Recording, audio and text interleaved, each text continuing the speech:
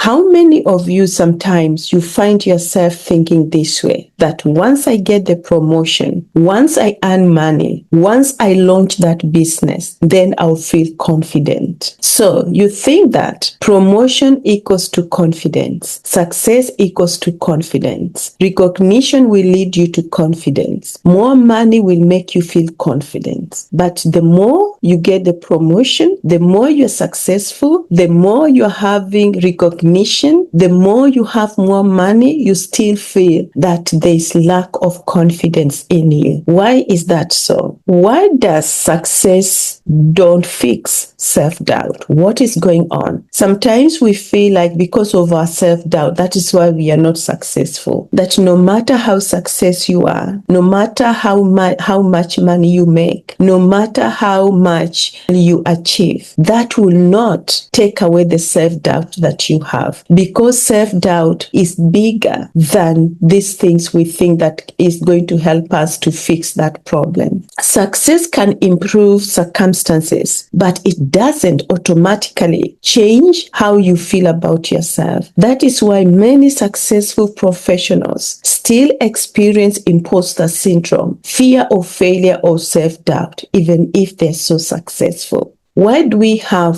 self-doubt? Why do we procrastinate? Why do we overthink? Why do we people please? We forget about ourselves, but we are focused in making other people happy. Why do we do that? Why do we suffer from imposter syndrome, thinking that we are not enough? What is it that makes us think that we are not enough? What area are we not enough? What does being enough means? How do you measure yourself to know if you're enough or not? Why do we fear failure? What is it about failing that we fear so much, while we know that every successful man, they failed at one point in their lives, and we've heard about their stories. We've read about many of them, how many times they failed before they were successful. But even knowing that, many high achievers, they are so afraid of failing. Why is that? We are going to find out the root cause.